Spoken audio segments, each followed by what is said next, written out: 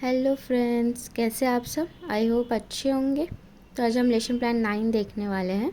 तो आइए शुरुआत करते हैं। जैसे आप जानते हैं कि शुरुआत हमारा दिनांक से होता है, तो पहले दिनांक यानी कि डेट डाल देंगे। फिर विषय है हमारा आज का अर्थशास्त्र। प्रकरण जो हमारा मांग है।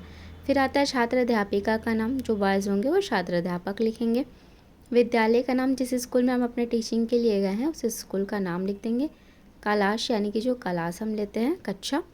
कालांश होता है पीरियड, कि किस पीरियड में हम अपने क्लास को लेने गए हैं, बच्चों को पढ़ाने गए हैं। और अवधि आने की टाइमिंग। आता है सामान्य उद्देश्य। उसके बाद सामान्य उद्देश्य होता है वो विषय से संबंधित होता है, जैसे कि छात्रों के आर्थिक दृष्टिकोण को विकसित करना, छात्रों को अर्थशास्त्र के नियमों एवं सिद्धांतों का ज्ञान कराना, अर्थशास्त्र के अध्ययन में रुचि लेंगे छात्र, छात्रों को व्यावसायिक जानकारी प्रदान करना, देश की आर्थिक स्थिति से परिचित कराना।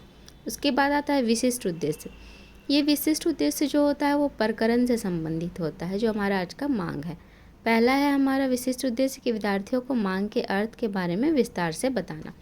ये विशिष्ट उद्देश्य और भी हैं, जैसे कि छात्रों को मांग के प्रकार के बारे में समझाना, छात्र को इस पाठ का प्रयोग अपने भावी जीवन में करने समझाना या सिखाना, छात्रों को मांग के प्रकार बताना, छात्रों को मांग को प्रभावित करने वाले कारक बतलाना। उसके बाद आता है सहायक शिक्षण सामग्री। यह वो होता है जो हम पढ़ाते वक्त चीज़ों का इस्तेमाल करते हैं, उन चीज़ों के बारे में लिखना, जैसे रोलर बोर्ड, चार्ट पेपर, चौक, डस्टर, सैंपल, संकेतक आदि सहायक सामग्री। फिर आता है शिक्षण विधि। किस विधि से हम अपने छात्रों को ज्ञान दे रहे हैं, तो व्याख्यान विधि, प्रश्नोत्तर विधि और प्रदर्शन विधि। उसके बाद आता है शिक्षण सूत्र।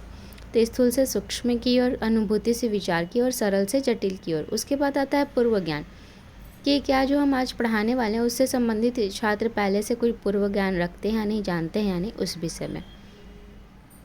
फिर आता है प्रस्तावना प्रश्न। इसमें 3 कॉलम बनता है, क्रम संख्या, छात्र अध्यापिका क्रिया और छात्र क्रिया। इसमें हम बच्चों से 4-5 क्वेश्चंस करते हैं, टॉपिक से रिलेटेड ही होता है। क्वेश्चंस करते हैं, उनका आंसर हमें बच्चे देते हैं।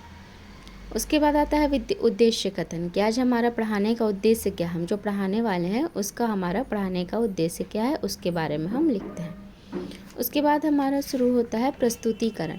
प्रस्तुतिकरण में टोटल 5 कॉलम होते हैं, शिक्षण बिंदु, छात्र अध्यापिका क्रिया, छात्र क्रिया, सैंपल क्रिया और मूल्यांकन।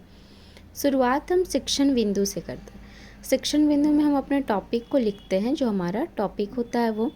उसकी व्याख्या हम छात्र अध्यापिका क्रिया में करते हैं, जो हम पढ़ाएंगे क्लास में बच्चों को, वो छात्र अध्यापिका क्रिया में लिखेंगे। तो उस वक्त हमारे बच्चे क्या कर रहे हैं वो छात्र क्रिया में लिखेंगे, जैसे ध्यानपूर्वक सुन रहे हैं, समझ रहे हैं, वो हम छात्र अध्यापिका या छात्र क्रिया में लिखते हैं। उसके बाद आता है हमारा सैंपल क्रिया।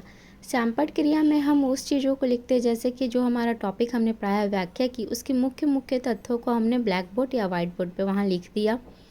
उसे हम अपने ब्लैक कॉपी में ब्लैक पेपर के द्वारा इस तरह से दिखा देते हैं। उसके बाद हम अपने टॉपिक से रिलेटेड ही बीच बीच में 1-2 क्वेश्चंस करते हैं, जो मूल्यांकन होता है। फिर आगे और भी हैं प्रस्तुतिकरण में, जैसे और भी टॉपिक है, मांग को प्रभावित करने वाले तत्व, मांग के प्रकार, ये हमने यहाँ पे व्याख्या कर दिया छात्र अध्यापिका क्रिया में। इसके जो मुख्य पॉइंट होंगे वो हम सैंपल क्रिया में इस तरह से दिखा देते हैं। फिर उसके बाद अपने टॉपिक से रिलेटेड ही हम छात्रों से 1-2 क्वेश्चंस करते हैं, जो हमारा मूल्यांकन में आ जाता है।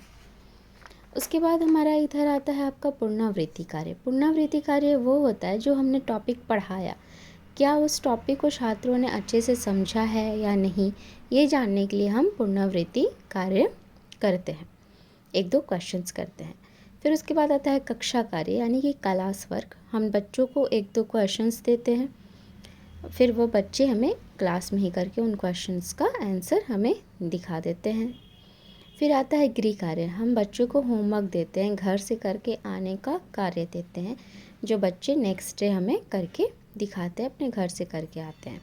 तो यहाँ हमारा लेसन प्लान 9 कंप्लीट होता है। Thanks for watching.